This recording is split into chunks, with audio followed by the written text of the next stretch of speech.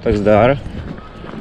Máme pátek 10. dubna a já tady mířím o pár ulic dál, kde mě vyzvedne Andrea ze Cypressu a jedeme na výlet tady přes ty všechny omezení, co tu vládnou v době koronové. Tak uvidíme, jak to bude, protože včera zavřeli všechny provinční parky v Britské Kolumbii z důvodu nadcházejících Velikonoc. Dneska je pátek, takže tady dlouhý víkend, velikonoční pondělí.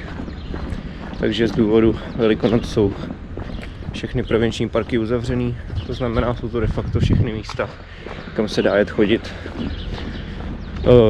na výlety, rekreovat, posedět, grillovat a tak. Protože mají být dny jak malovaný, jako tenhle, jako je to už skoro celý poslední týden, což je paráda oproti loňskému dubnu, který celý prochcel skoro. No, takže všechny tyhle ty místa uzavřený. Koho tam Park Rangers načapou, tak platí nějakých $115 pokutu. Samozřejmě jsou zavřený parkoviště a tak. Tohle je dobrá kára. Dodávka tedy nějak v jednom. No, zpátky k tomu, co jsem tu mlel. No, takže parkoviště uzavřený, takže se tam nebude dát ani zastavit na takových místech. Nicméně chystáme si jet směrem na Hope a to jsou takový hezký místa. Ale tady jsem tu šel včera, tam ještě byly lístečky s nápisem LSD, tak to už někdo spotřeboval. Takže jedeme směrem na východ k městu Hope. Takže možná si některý videa, který jsem kdysi z Hope ztratil, zrekapituluju a teď možná to dotočím, i když teda ne všechno asi. A tam furt jsou místa, které nejsou podle mapy provinční park, takže by mohly zůstat otevřený. Takže dobrodružo, prostě chápu, že je tady hnutí stay home a tak. Já to prostě moc nezvládám, no. V tom mém, kde jsou 4 zdi a okno, od 3 zdi a okno do 4. zdi, tak se to moc nedá, takže chodím takhle aspoň běhat, chodím na kolo, chodím se projít na pláž, konečně si tady užívám lokalitu, že bydlím 5 minut od pláže, nehledě na to, že co se týče mojí situace, tak to vypadá, že tady to místo budu brzo opouštět, takže snažím se z toho vytřískat maximum, samozřejmě ve vší bezpečnosti.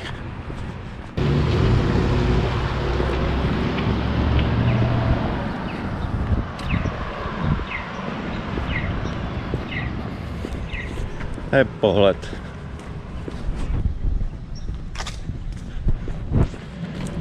Tady zavřeli celou ulici v jednom směru. Tady tu Beach Avenue, která jde podél vody. S tím, že tam pošlou všechny cyklisty. A pro cyklisty zavřeli Seawall na Stanley Parku, kterou jsem si projel před 2 dny. Aby se prý lidi tolik nezhlukovali. Takže na Seawall ve Stanley Parku teďko můžou pouze pěší. Cyklisti jsou poslaní na silnici, po který jezdili dřív auta. A auta tam teď prostě nesmí jezdit, no.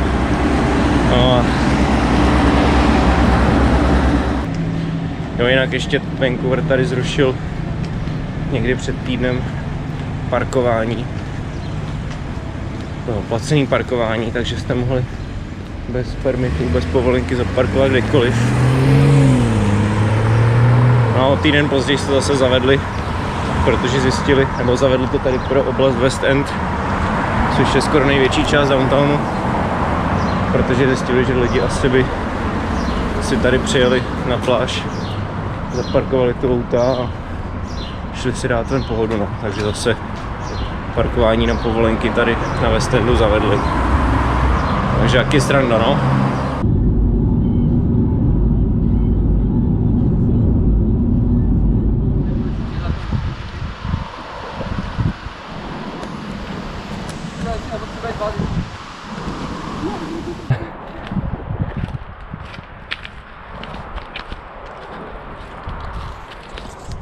Takže 200 kiláků od Vancouveru na Coquihalla Highway, zastávka, a jdem na Ladner Creek Bridge, starý železniční most, který byl součástí té železnice, co šla z Midway až do Hope.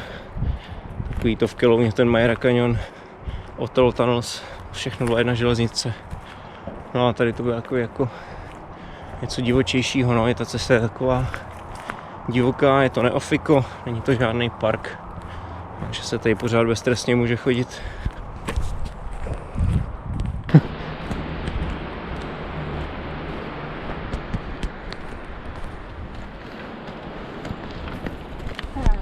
Jo, je to tady.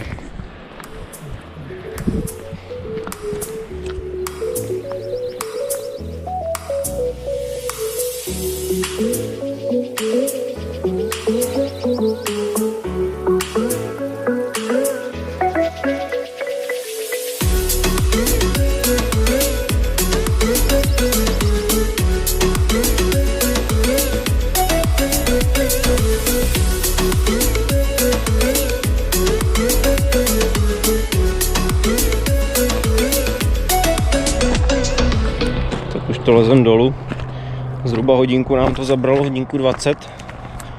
No a tady už je vidět, že okolní parky jsou zavřený, takže všichni jedou tam, kam se ještě dá.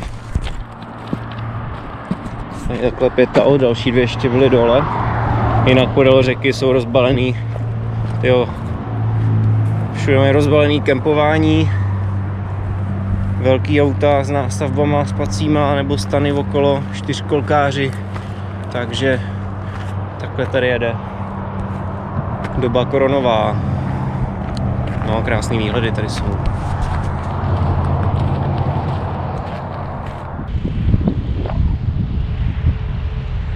Tak jsme v Hope, samozřejmě důležitá zastávka.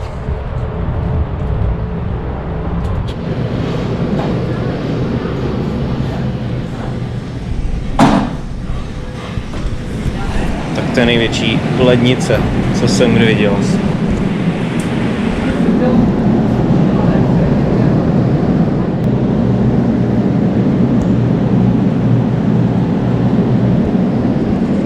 Pak si tady vyber, ty vole. Takových piv. No tohle je kekel. Kokaný taky. Sneaky Weasley taky hnus. Co jsem tak zkoušel. Takže jdem asi do klasiky, no.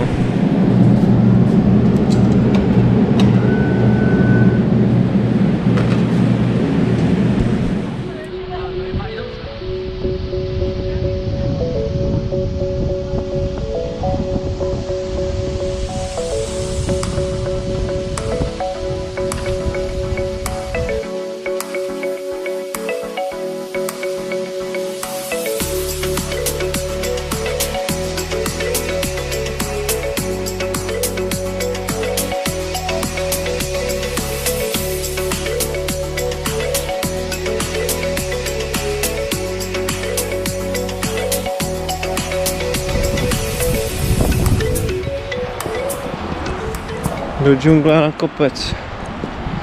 Jdeme.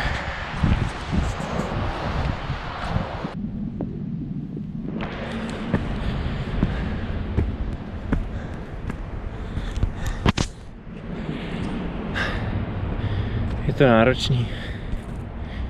Člověk je 3 týdny doma. Fyzička v prdeli.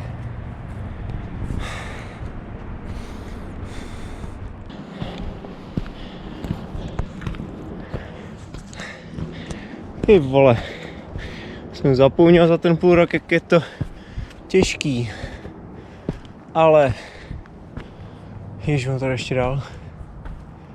Myslím si, že jsem tady.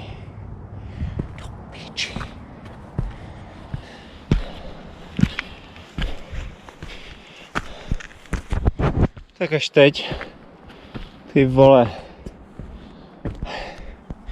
Je to tady Mount Hope Lookout Trail, hora naděje. A dosahuju cíle.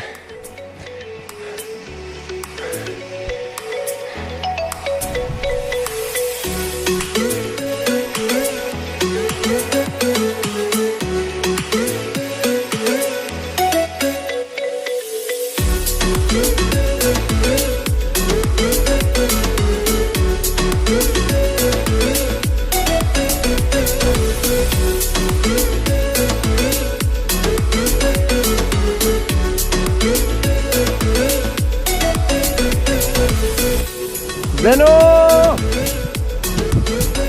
Zdeno!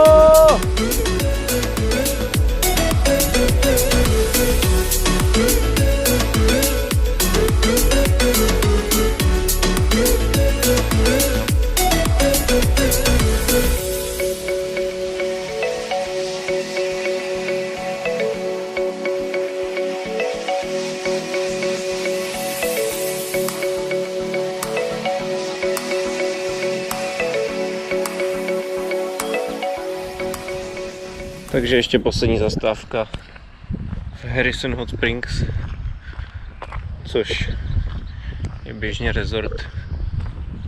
I hotely, restaurace z celého světa, tady celý svět na jedné ulici. Ale momentálně je to prostě úplný město duchů. Viděli jsme tu asi 3 lidi, co tu šli po ulici, a jinak absolutní ticho. A tady je restaurace otevřená na takeaway.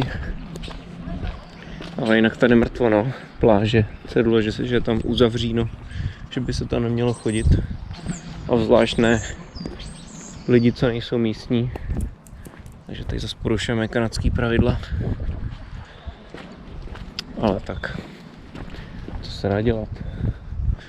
A tamhle otevřený ještě.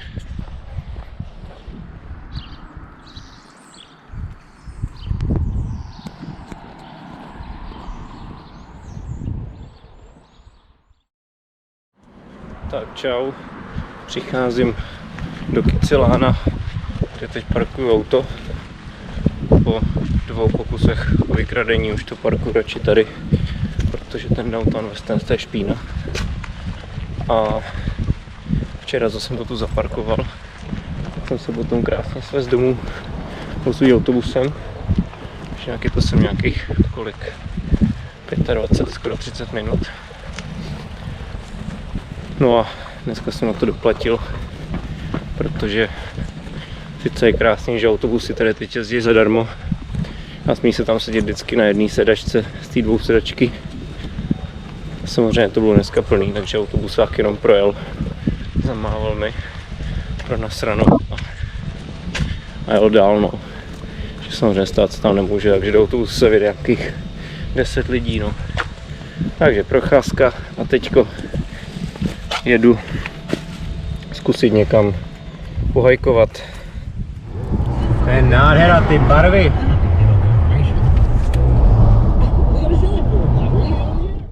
Tak já jsem, jinak je 16. dubna a dneska počítám, že budu večer nahrávat to video, ten speciál o tom, jak je to tady s koronavirem.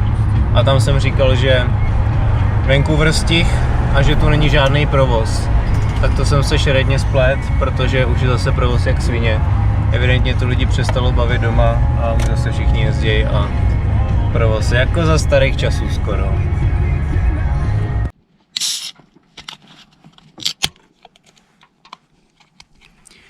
Na start. Dobrý nápad. Jo no. Takže jdem zopakovat můj úplně první hike, co jsem tady v Kanadě podniknul. Počasí teď vypadá slibnějc, tak snad to bylo lepší. Čau. Čau. Čau, čau, čau.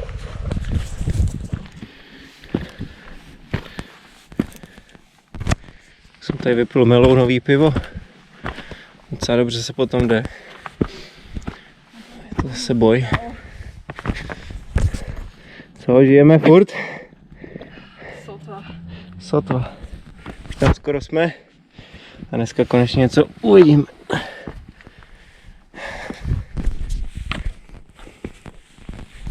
Jinak tuším, že je to video číslo 8. And more hike. Jak jsme vyšli a nic jsme neviděli. Tak teď se to konečně napraví.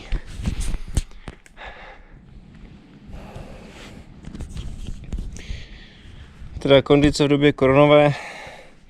Nic moc. Ale je to tady.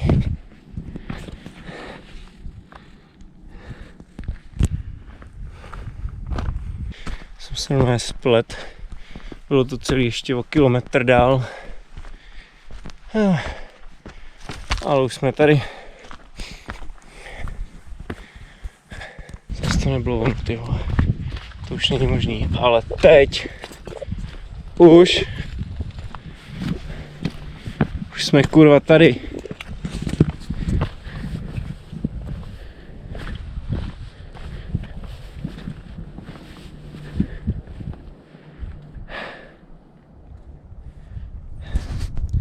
Nádhera. To je ono. Tohle byl můj první hike v Kanadě ever. Tak, teďka o rok a 2 měsíce později znovu. Konečně už s výhledem.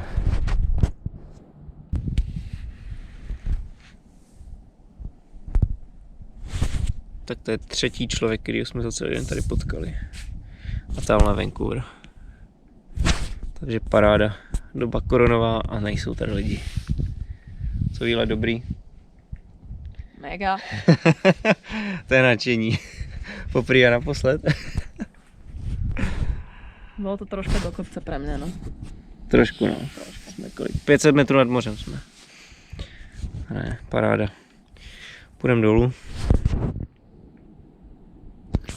Už je čas.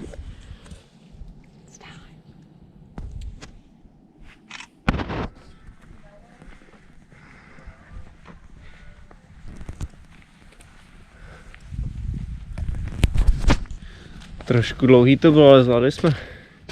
Tyva, 8:45. Po tmě v lese. No. 6 hodin. Ty jo. Tak valíme dom.